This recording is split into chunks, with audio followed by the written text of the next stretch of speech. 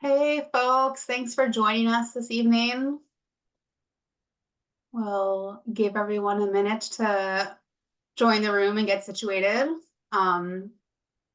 If you feel comfortable, we'd love for you to keep your cameras on, turn your cameras on, just so we can, have a bit of a engaging evening session here. But if you'd like to leave them off, that is okay too, whatever you are comfortable with. And we just start at 6 o'clock, so we'll probably give everyone a minute or two here to join, let people get settled, make sure their audio is working and they can see us and hear us. And we'll ask that you, videos on, but keep yourselves muted, please, just so there's no distracting background noises for other folks listening in.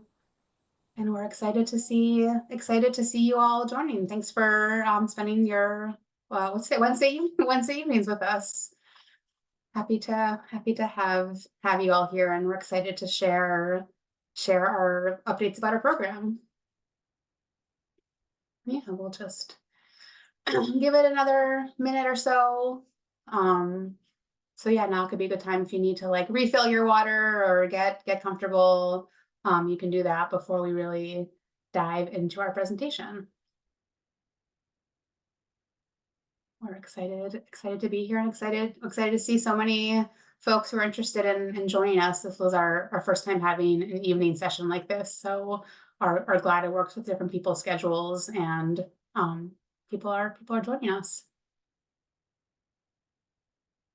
Well, I think our waiting room has all been admitted. So to keep us on schedule here, I'll get us going, and if people start to join, they can be admitted. But just again, good evening, welcome. Thank you all for being here. We again, really appreciate you sharing your time with us today. My name is Hallie Miller. I use she, her pronouns, and I am the grants coordinator for the Reduce, Reuse, and Reimagine grants. And I will be facilitating and guiding us through today's meeting. And as I mentioned at the top, if you are comfortable, we'd love for you to turn your videos on, keep your video screens on if they already are on. It's nice for us to see sort of your live faces instead of those blank screens, and makes for a more engaging presentation.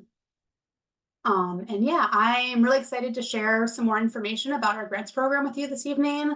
We do have a brief presentation prepared for you. Excuse me.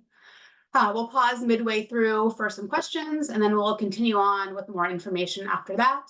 At the end of the presentation, there'll be some additional time for you to ask your questions. If you have any questions during the presentation while I'm speaking, you can add them to the chat, and we will answer them during the Q&A. So we'll do that.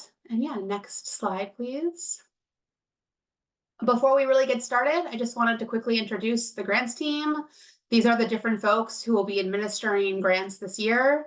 You might see some familiar faces on this list here if you have been a past grant recipient or just have been working with DEQ for a while.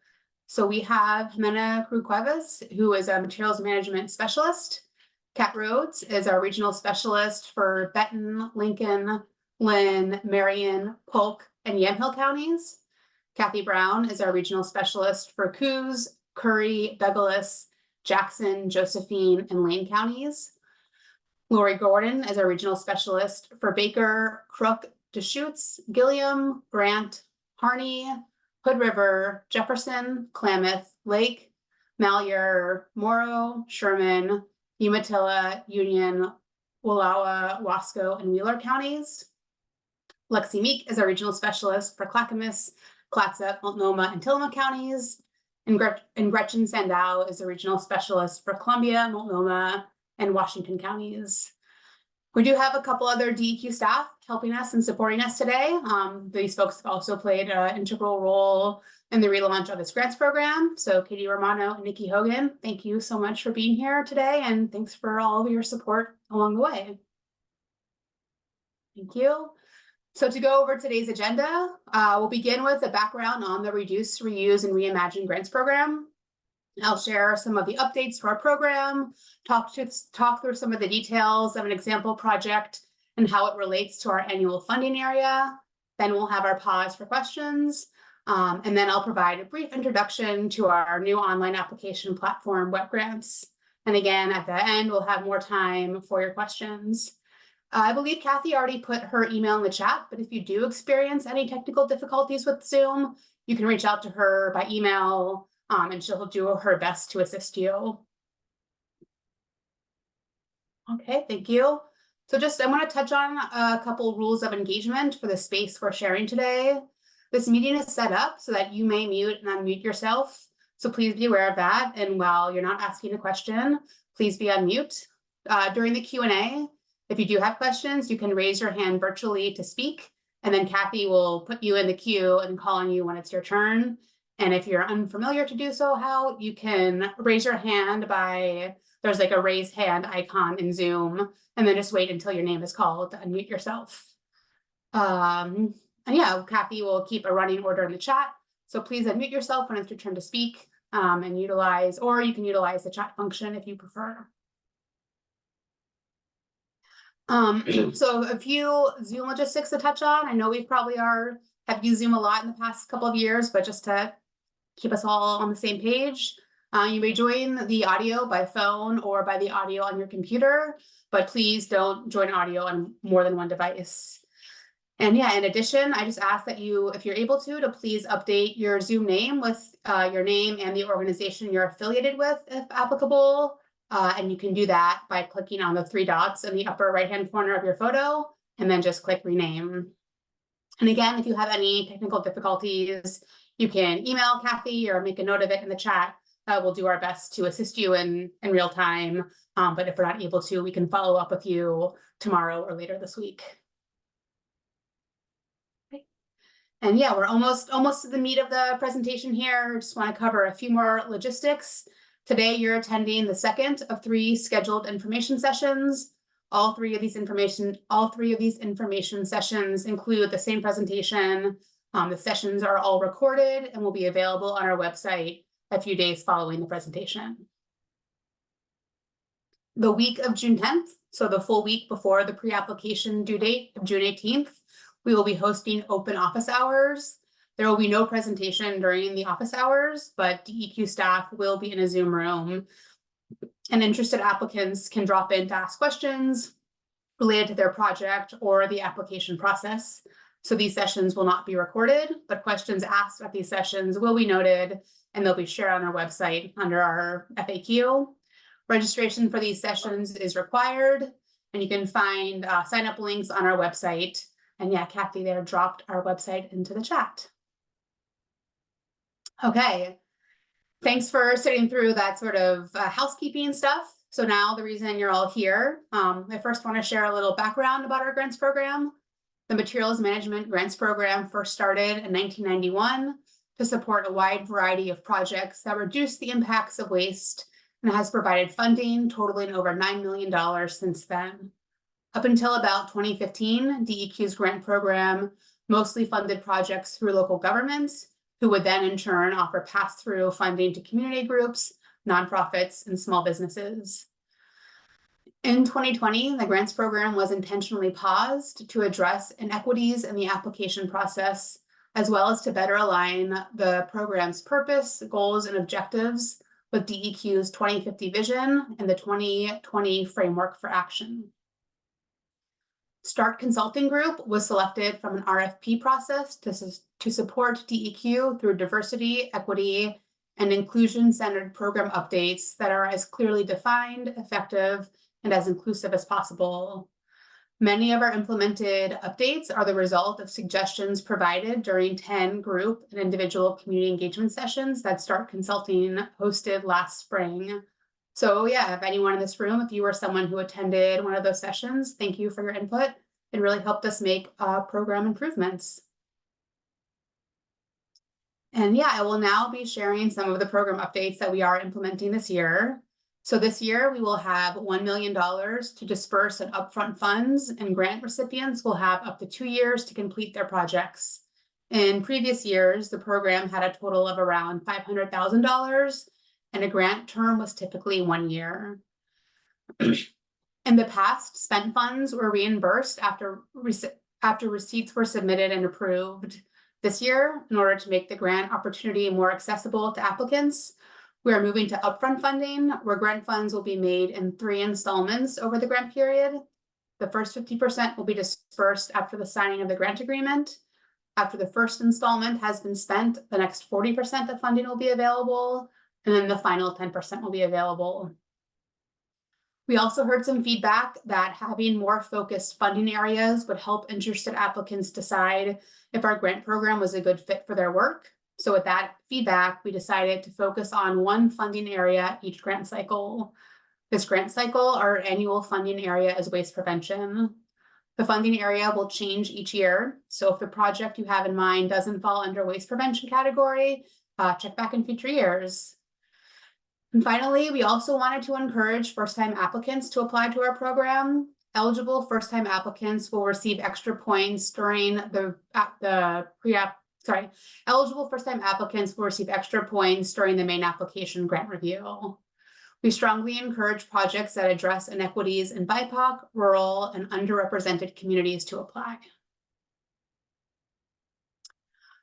With our other updates, so we also redefined our program's name, as well as the purpose, goal, and objectives in order to help provide more clarity for potential applicants, as well as to help us evaluate whether the program is meeting benchmarks each year. So you may have picked up on it by now, but our new name is the Reduce, Reuse, Reimagine Grants. We hope that our new name ignites creativity as you think of community and environmentally focused work you would like to see implemented in your areas. Our updated program purpose is to support statewide efforts to reduce the environmental and human health impacts of materials at all stages of their life cycle. Our goal is to build local capacity and support community solutions that address the environmental, social, and health impacts created by production, consumption, use, and disposal of materials. The objectives of our grants program are to inspire promising solutions to reduce the impacts of materials by funding innovative projects and programs, to empower community action to reach environmental solutions, to create environmental and health benefits that result from more sustainable consumption and use of materials, and to advance equity and environmental justice by providing resources to historically underserved and underrepresented communities across Oregon. And as I mentioned, we will be having annual funding areas each grant cycle. For this cycle, our annual funding area is waste prevention. For the purpose of this grant cycle, we are defining waste prevention as an environmentally centered approach to reduce the consumption of natural resources and the generation of waste before something becomes trash or pollution. Waste prevention activities reduce waste by changing product design, by using less, by using something longer, or by repairing it. Eligible projects for the 2024 Reduce, Reuse, Reimagine grant cycle must fit into our waste prevention funding area. We also understand that we're sharing a lot of new information with you tonight. So to help understand if a project you have in mind would fit our new criteria, we thought it would be helpful to talk through an example project and explain how this example project fits our criteria and why it's eligible for grant funding. Our example project is a low waste community cooking workshop. Again, this is just a theoretical example that we made up for the purpose of this presentation. A community-based nonprofit that serves recent immigrants to Oregon is partnering with local grocery stores and is hosting specialized cooking classes geared towards different cultural groups. Classes will provide resources on how to incorporate what in some cases may be unfamiliar food items in Pacific Northwest produce into culturally meaningful dishes. Classes will also include education around how to make the best use of food found in local grocery stores and markets, and how to prepare and store local produce to extend shelf life to prevent unnecessary food waste. Class notes, educational resources, and recipes will be developed for different cultural groups and will be shared year after year. Okay, so how is this project related to waste prevention? The organization teaches individuals and families about low-waste food shopping, storage, and cooking. Instead of letting unfamiliar food items go to waste, the family or individual learns how to shop for and incorporate new food into familiar and culturally specific dishes. Other educational components of the class, teaching folks how to store produce to extend shelf life, designating an eat first area in the refrigerator, and learning how to prepare foods to store in the freezer that can't be used quickly. These are also all components of waste prevention. What is the environmental benefit? Educating people on how to incorporate unfamiliar foods into recipes prevents throwing food away. Food waste is a significant problem. More than a third of all food for human consumption is wasted. That wasted food represents the waste of all of the resources that went into producing it: the land, the water, the energy, the pesticides.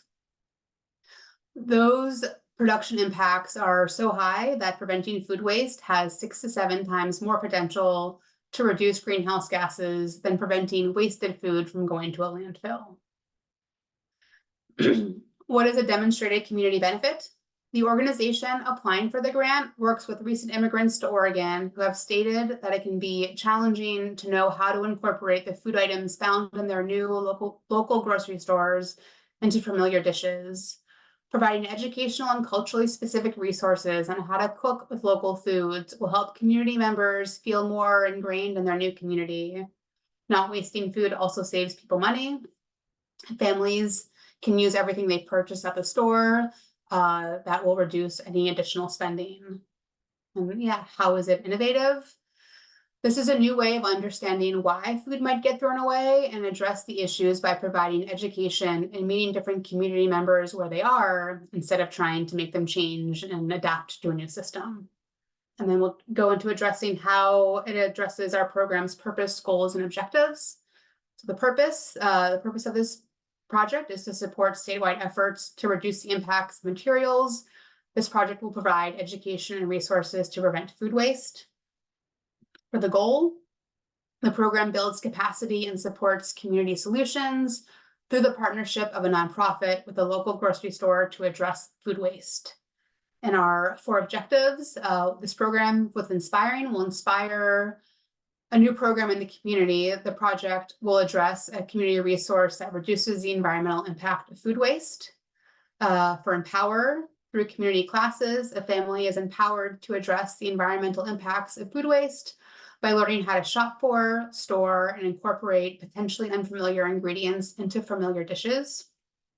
Create, this project will teach a more sustainable way to purchase and cook with local produce and other groceries, creating extended environmental and health benefits. And Advance, the program advances equity and environmental justice by providing resources to recent immigrants to Oregon, a group that is historically underserved and underrepresented. All right, so that was sort of the background on the changes of our program, the example project. We have some time to pause if there are any questions you'll have so far. And again, we'll encourage you to raise your hand, and then you'll be called on and you can unmute yourself to ask a question. But if you're more comfortable, you can also put your questions into the chat. And yeah, Kathy will call on folks in order that their hands go up. And don't worry, last time too, there was like about a 45-second pause before anybody asked questions. So we can give it some time before to allow people to ask their questions. Kelly, there's a question in the chat from Melissa. What will that example be? I'm sorry, will that example be available for us to review? Oh, the one I just talked through? Yeah, well, the recording will be on the website and the video itself will be on the website. If you would like me to send it to you specifically, you can just email us and we can email you the sort of the surprise, I'm reading a script, the script that I'm reading from, and we can send it to you that way. Gave away my secrets. Some of you guys probably knew that that's what was happening over here. Any other questions?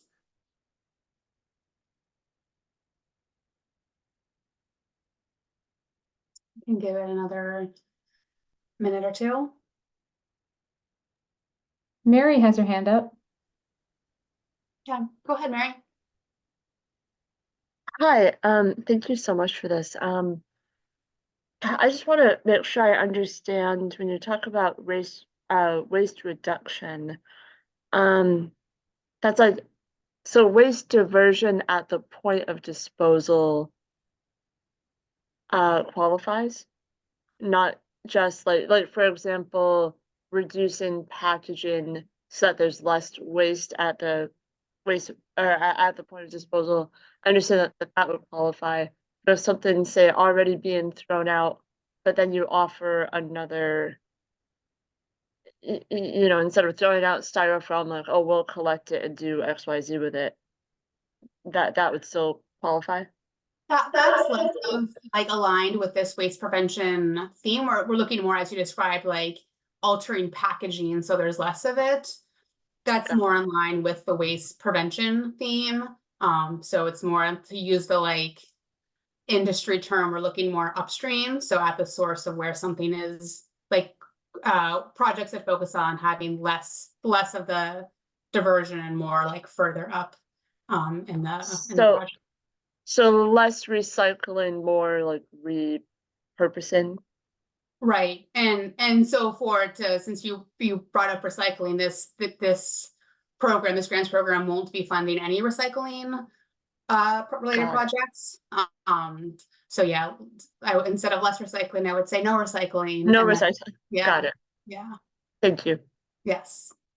But if you have more specifics to your project you want to ask about before you go through the application process, you can email us and we can help you through that and like chat to see if your project you have in mind would align with our program's goals.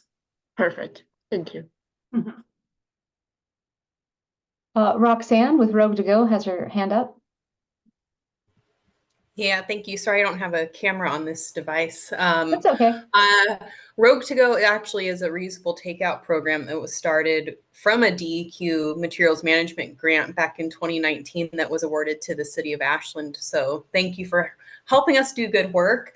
And you mentioned that first time applicants are encouraged, and I'm curious, like Rogue to Go wasn't an organization that applied before it was the city of Ashland, but for programs like ours that were started with a grant in the past but could use some help to further develop, are we still eligible to apply as well?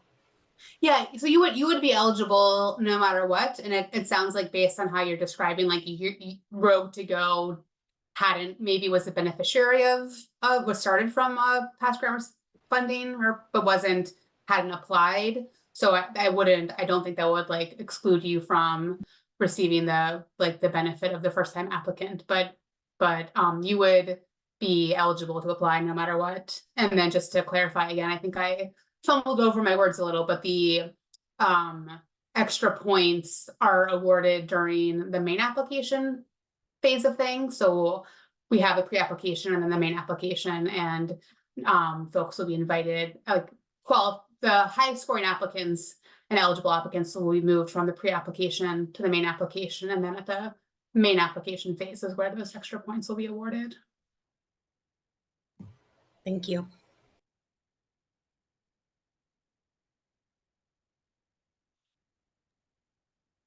Kim has a question. Oh, there you go. Hi, thank you for hosting this. This is really great. Could you go through just the application process again? There's the pre-application, and then how long does that last, and when is it due? And the second round, if we get accepted? Yeah, so the pre-application is open yesterday, so it's live now, and will be open for about a month, so until June 18th. And then our internal team will have about a month. We'll be reviewing and evaluating and scoring pre-applications. And then I believe it's like June 19th. I think I say the exact dates a little bit later in the presentation, but everyone will be notified regardless of if they will be moving on to the main application or not of their status by mid-July, like mid to late July. And then the next round of applications Right. it will be? That's about, I'm almost certain the dates are in here later, but I think that's about 5 to 6 weeks that people will have for the main application, and then sort of same turnaround. We're not expecting grant agreements to be signed until December. Okay, so then the funding will start in January? About then, yeah, it sort of depends on how long it takes to go through the working through of the grant agreements, but I wouldn't expect you to, don't expect funding until like early 2025. Okay. Jerry's got a question. Go ahead and unmute yourself, Jerry. Sorry about that. Of the $1 million that you have allocated for this cycle, do you allocate certain amounts to different regions, or how do you decide what areas of the state to fund? Or is it just based solely on what everybody sends in for applications? I'm just curious how you decide. Yeah, we'll sort of have to see what applications come from first. At this time, we don't have pockets of funding set aside based on regions of the state. We have $1 million available for the whole state.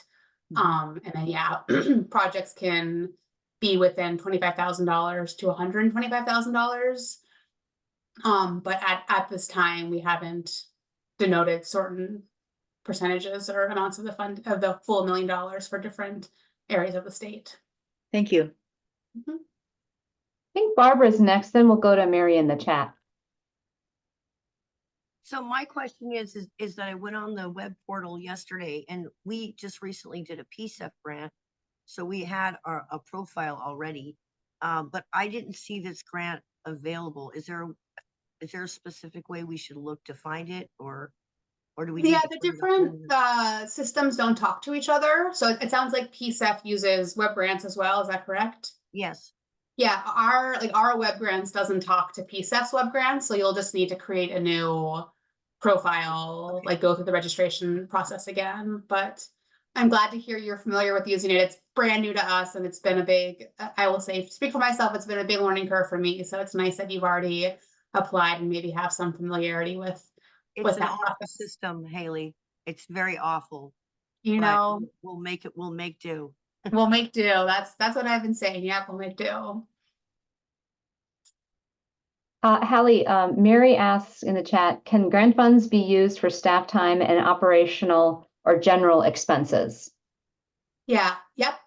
The short answer is yes. Longer answer, we do have a guidebook on our website that talks through all eligible and ineligible funding costs, which will go into more detail. But yeah, the quick answer, staff time, yes. And then I forget what the other part was, but yes, I think is the answer. But I would confirm my words with reviewing our guidebook that's on our website. Sun asks, is there a maximum amount that each organization can apply for? And is that different for nonprofits versus businesses? And are there match requirements?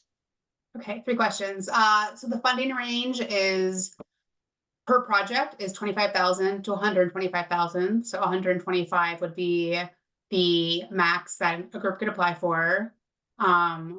It's the same no matter what type of entity you are. Everyone has the same range per project, and we are not requiring matching funds this year.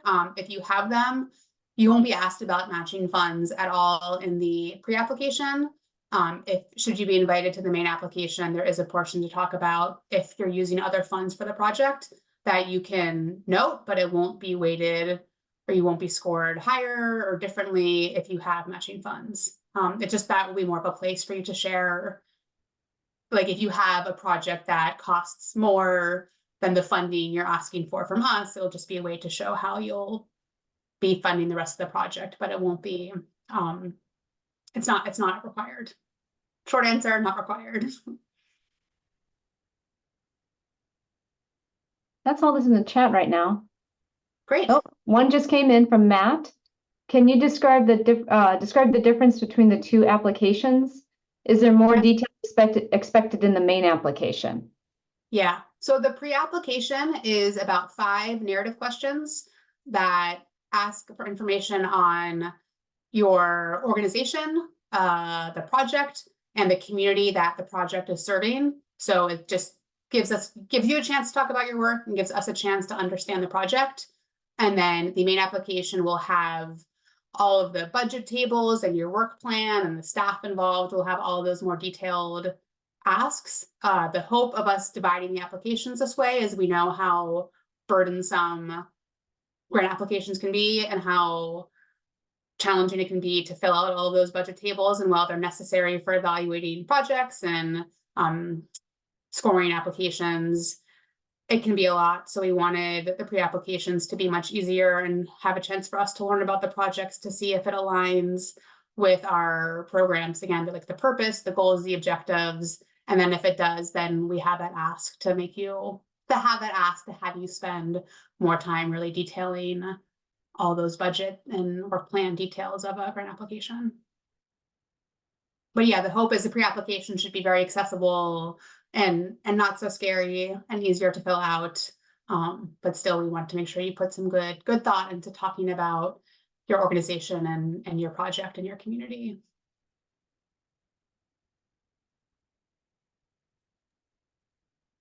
That's Okay. it, Holly. Great.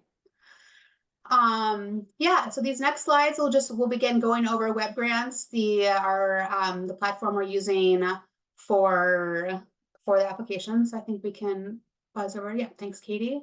And it sounds like maybe I could ask the folks who did the PCF grant to lead this part of the presentation, but we'll chat about our web grants. So in order to touch on this briefly during the Q&A there, but in order to build a more accessible application process, we wanted to divide our application into 2 parts, the pre-application and the main application. The pre-application did just open yesterday, May 21st, and will be open for about a month until June 18th. The pre-application will ask a few narrative questions that will have the applicant describe the organization and the proposed project. After the pre-application closes, a review panel will evaluate and score the application materials. Top scoring projects will be invited to submit a main application, and we will notify everyone who submitted a pre-application of the next steps by July 19th. If selected to submit a main application, applicants will have about 6 weeks to submit their application materials, which will include more narrative questions relating to their organization and project, as well as a work plan and budget tables. And yeah, just please note that these dates are subject to change, and if our timeline does shift at all, you will be notified. This year, DEQ will be using an online software program called Web Grants. Applicants will submit pre-application and main application materials through Web Grants. The system is streamlined and should be user-friendly, and we also have made a guidebook for the registration and the application process, which is currently available on our website. If you have any questions regarding reliable internet access or other accessibility concerns, we'll touch on those briefly a little bit later in the presentation, but we can also be available by email or phone for you to reach out about those concerns. So our next few slides will show the step-by-step process for registering an account within Web Grants. If you will be using Web Grants platform to submit your grant application, you must register to create a Web Grants account, and both registration and the pre-application are currently open. So first, you will visit the registration page, which the link is available to that on our website. And then I'll send a follow-up email after this, which will also have the link, the registration link available in that email. When you visit the website, you will click the Click Here to Register tab in yellow, as is noted on the screen there. And I think Kathy can also drop our Web Grants, that registration page into the chat. The personal contact information is for the individual who will be completing the application on behalf of the organization. Please fill in all of the required fields. You will be asked to select your program area of interest from a drop-down menu. So please select the Reduced Reuse Reimagine grants. And be sure to save your personal contact information when you're going through this process. So yeah, as the name on this slide indicates, this will be where you will fill in the information for your organization. Please note that at the time of registration, you will not be required to submit your UEID number or your nonprofit status, should you fit into any of those categories, but those will be required should you be invited to submit a main application. Once you have filled in the required fields, again, please be sure to save your registration information. After you have filled in and saved your personal and organization registration, you will receive a confirmation email to the email account you registered with. When you create an account, a notification is sent to DEQ. So DEQ will approve your account within 1 to 2 business days. Once approved, you will receive 2 separate emails. One will contain your username and one will contain a temporary password. The emails will contain a URL for you to access the Web Grants website. Please keep both of these emails for your records. So as I mentioned, Web Grants registration and the application guidebooks are available on our website. So you can learn how to register, a step-by-step on how to register, and a step-by-step on how to fill in the pre-application. During this meeting, we're not going to be reviewing the application how-to during the session. So if you do have questions about that process after you've reviewed our applicant guidebook, you can reach out to us and we'll do our best to assist you. Please note that at this time, Web Grants is only available in English. Applications in German, Spanish, and Vietnamese are currently on our website, and applications in Cantonese, Mandarin, and Russian will be coming into our website soon. If you would like to request an application in another language, or if you have limited internet or computer access, or if you would like to request additional support or accessibility accommodations, please reach out to our grants team, and Kathy will be putting that email in the chat. And then, yeah, that covers this presentation and the portion of this meeting.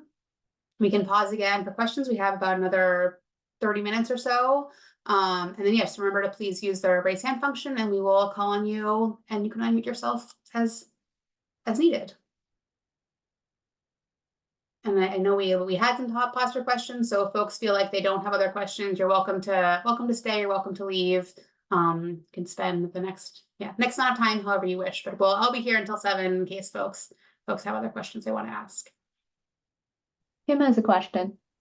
Hi again. Hey, I'm wondering, our program that I want to put this application through is, yes, it's a state benefit, but it's also a national and global reduce waste. Would that still be included in this grant? Does it, like outside of the state of Oregon? Only like in state, only Oregon projects and work that happen in Oregon would be eligible. So if in the application you can like reference only the work happening in Oregon, that would work. But if you're looking to fund. Yeah, if we're a processor in Oregon, but we're receiving product from the nation, that would be considered, correct? I would have to, I don't want to answer that right now because I'm not positive. So Okay. we can like follow up with you on that. Should I send you an email offline? Yeah, please do. Okay. Kamala asked, you raised your hand. You want to ask your question? Sure. It's okay if I ask 2 questions. Sure. Ask away. Yeah, just curious if you have an estimate of how many awards you might make. That's my first question. I'm not sure. We'll have to be, we'll have to see what type of applications we get and how much money people are asking for. But yeah, I don't have an answer to that because this is also been on pause for 4 years, so don't really know what people will be applying for. Great. And then my second question is, I think I missed when the funding period would begin. And are you hoping that the program that we're submitting for would be starting after that date, or can it be for an ongoing program? So we're expecting that like funds will be available early next year. Grant agreements will probably be signed December of this year, January of next year. And then once grant agreements are signed, funding will be available. And each project has up to 2 years to use the funding. So can start right away, can start a little bit later, but has to be complete within the 2 years of signing of the grant agreement. And the grant agreement signing can't be delayed if you receive an award. you'll need to follow the track of signing the grant agreement in December or January. You can't push that out because you imagine your project will be happening in like 2027.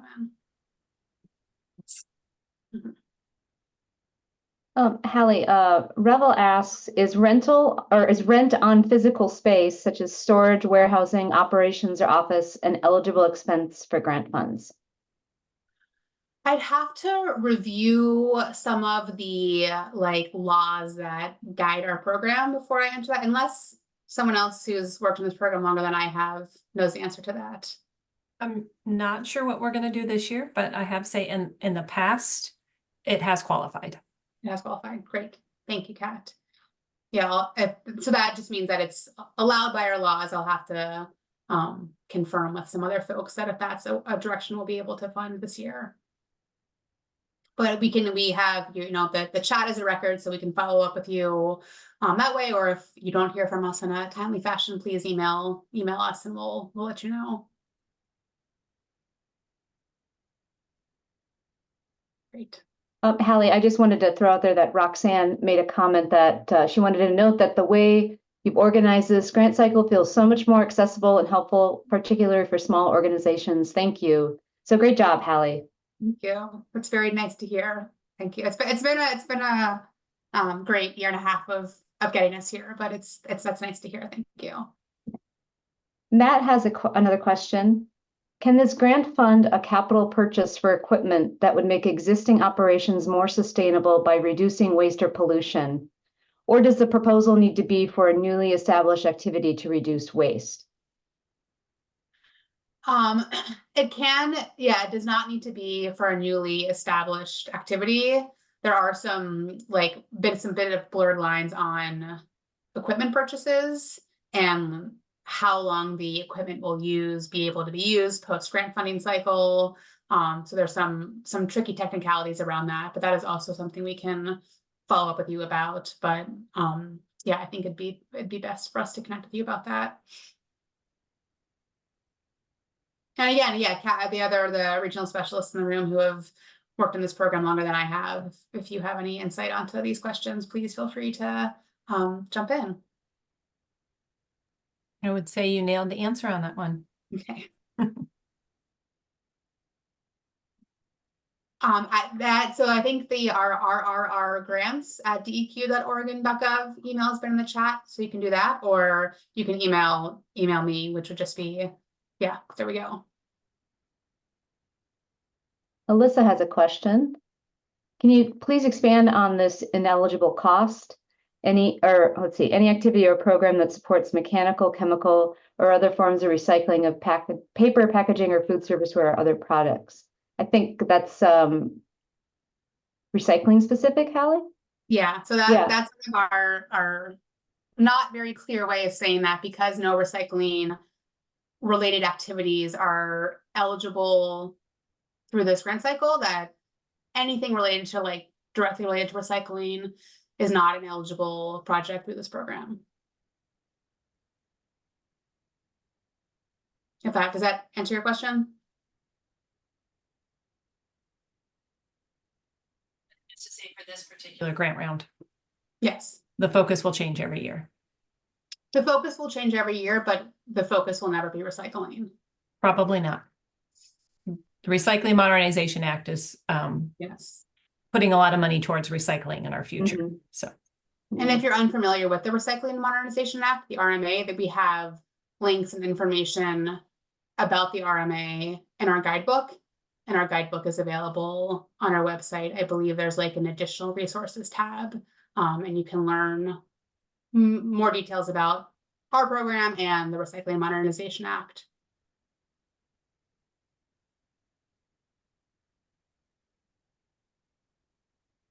Should have the website memorized, but I had to look it up. I just put it in the chat. Yeah, very soon there'll be lots of, as Kat said, lots of money from the RMA that will help support all sorts of recycling activities and resources in the entire state of Oregon.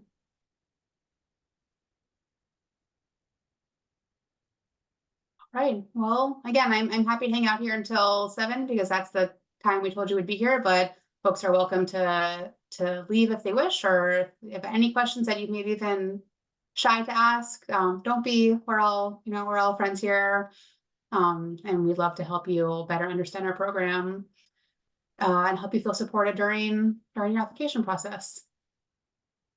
I come from before this, I came from a strong nonprofit background for many years, so I know what it can feel like to apply for grants and how overwhelming it can be. So yeah, we're happy to answer any questions you might have.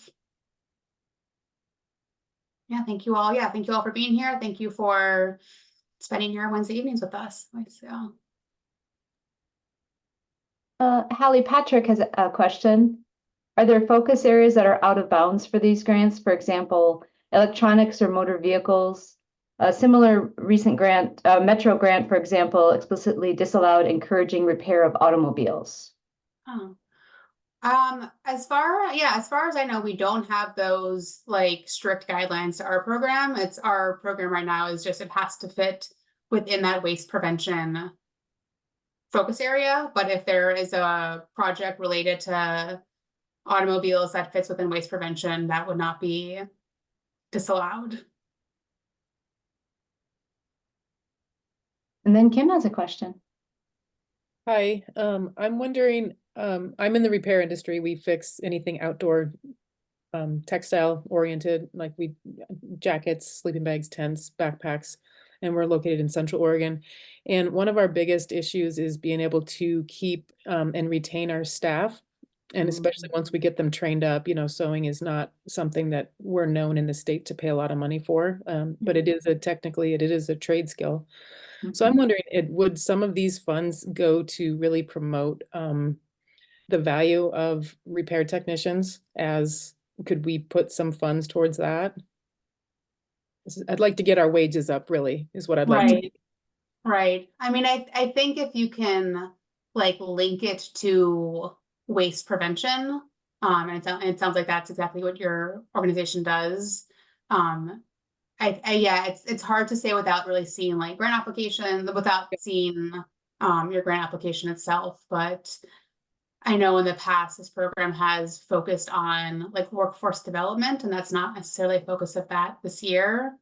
But I would have to see like read about your project and the project proposal. And again, the hope is that with our pre-application, it really just is those 4 or 5 narrative questions. So hope it's not a burden. And if you're unsure, we encourage folks to apply, and then we get to read about it and learn more about the community you serve and the work you do, and then can invite a group or not to the next round. Okay. All right. Thank you. Yeah, thank you.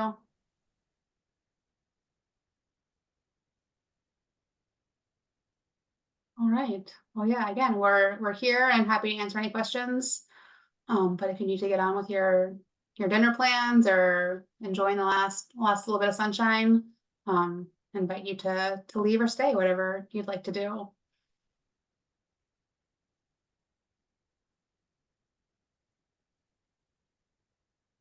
Or yeah. The DQ folks will be here, so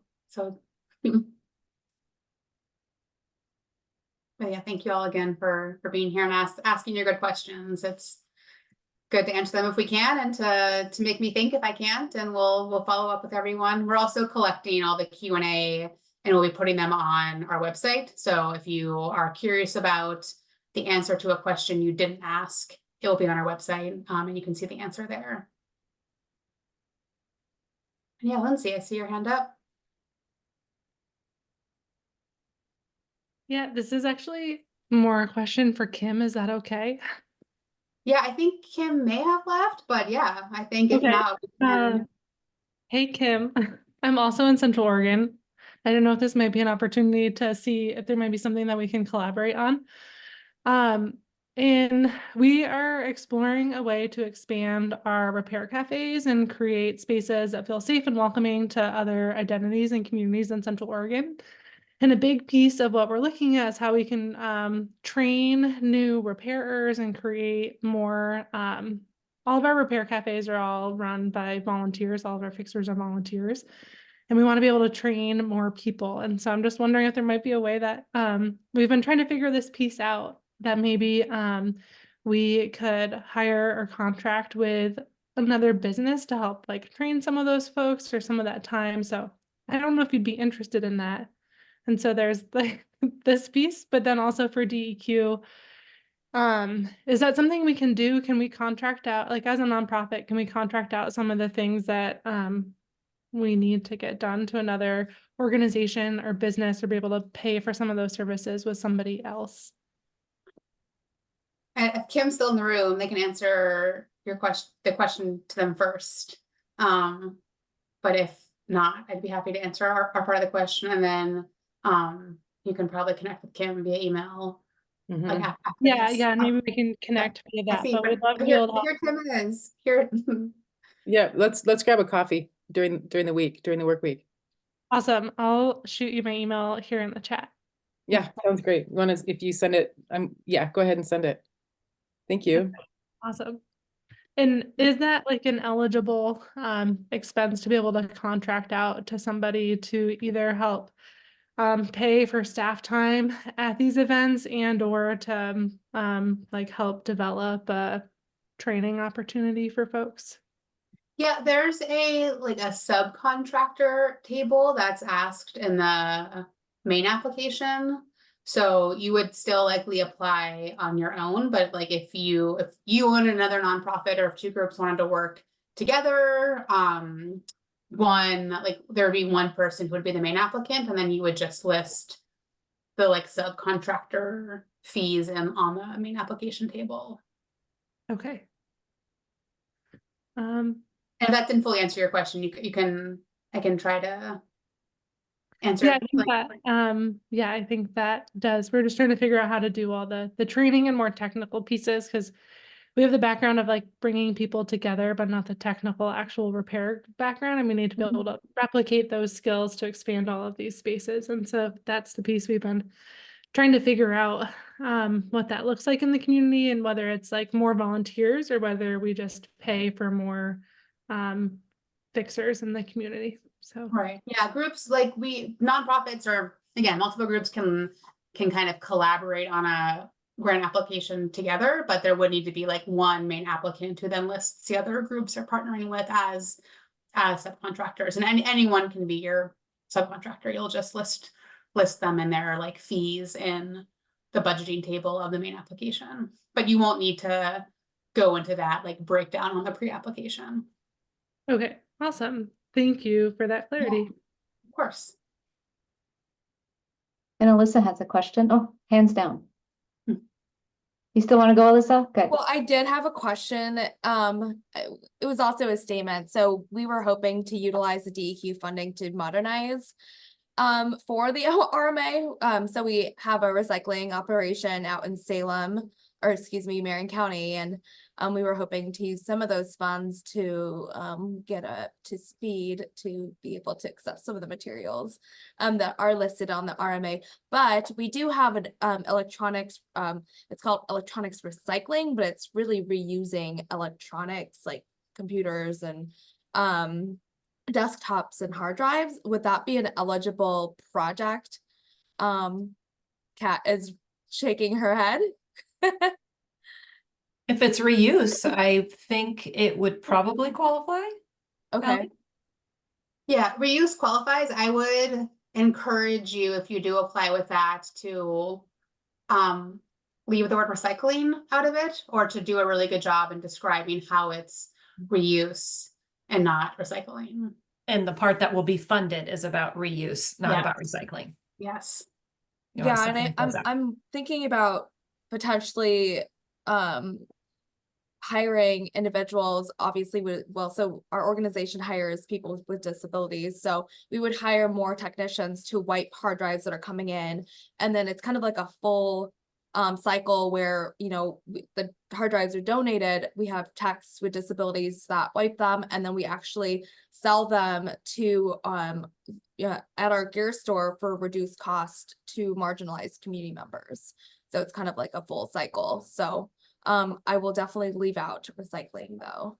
Yeah, just talk about Even the though we reuse. call it e-cycling, so we'll remove that piece then. Yeah, and Alyssa, like what folks were talking about earlier, definitely keep an eye on as we move closer to implementation with RMA. There will be more opportunities related to that modernization piece. So, And just curious with that, is that all grant funding? That's gonna trickle down from RMA, or I'm so No, confused with how that all works. I was talking with Rachel about it, so I guess Kat, I mean, you kind of talked with Rachel and I about it, but Yeah, still a little and confused. I'll be talking some more with our Okay. group about it. We're just getting ready to do a big educational push about RMA and local government requirements and what the funding's going to look like. So you're going to hear a lot more about that. You'll get a better understanding about it. Okay, awesome. Thank you guys. This was helpful. yeah.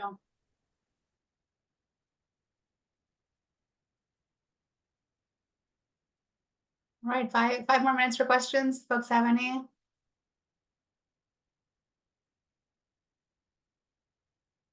Still got a couple of folks in the room here, so I don't know if people just want to hang on to see if they're gonna miss a question or not, but feel free to ask one if you've got one.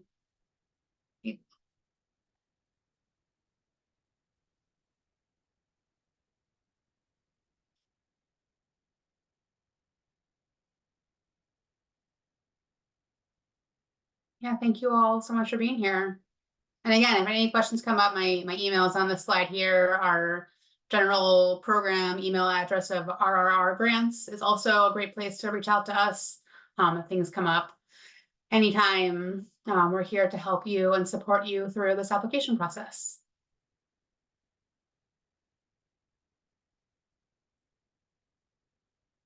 All right. Yeah. Thank you all for being here. Appreciate your time and your great questions.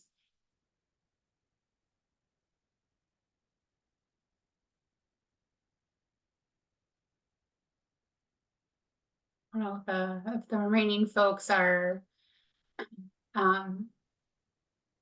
stepped away from their computer and haven't logged off, or just hanging on till 7 p.m. But you might. Donald, do you guys have any following questions, or? You're on mute, Donald.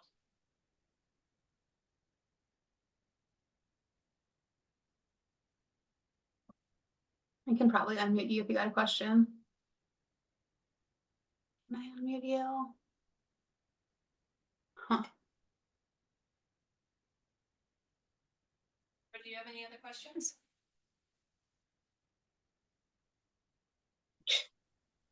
I unmuted. Is that okay? Yeah. That's great. Do you have any questions? Well, I'm kind of developing the project. I've been working on it for 8 years now. So, but I want to do a, community development where we teach people how to extend, their materials, but then where we also will incorporate it into, recycling or, more conventional, as opposed to, let's see, you're saying reduction of use, or and I'm just trying to get the words to bring it to put it on paper with it, so we can possibly get a grant funded or a grant written even. At this point, I enjoy hearing what the DEQ has to say. I know that they're going to be an important partner for me. I think also the Department of Agriculture is there. But it's kind of hard, with the examples you've given. I'm sitting here thinking how, education, training people how to, be more conscientious about their use, I suppose. But I'm wanting to produce electric personally, but then I think we have to do a lot of things. I've got a garden. I think that we're really lacking on. But I'm gonna have to look at your requirements, can individuals apply, or do they have to be incorporated? Do they have to be nonprofit? And can we get funding for the startup, the legal part of it, and to the application to the Secretary of State for a business license? Those are some of the things that are holding me back, other than just people. It's like environmentalism is a dirty word, or has been for so long, and it's getting people accustomed to looking at it in a positive light. That's where I've been running into problems with people, and that's where.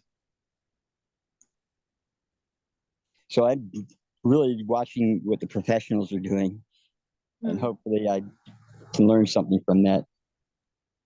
Yeah. Well, yeah, I think our website and our guidebook would be a good resource to sort of to see where you're at. But yeah, thanks for the work you do and for attending and doing the work you do and learning about the work we're doing. And we have reached 7 o'clock. So if there are no other questions, we'll wrap things up here and say goodnight. And I'll get back to the website, and then that would be through to you guys. Thank you. Yeah, thank you. Good night. Good night. Dizzy, how do you turn this off? This is a that way to do it. I think we can stop recording if we have.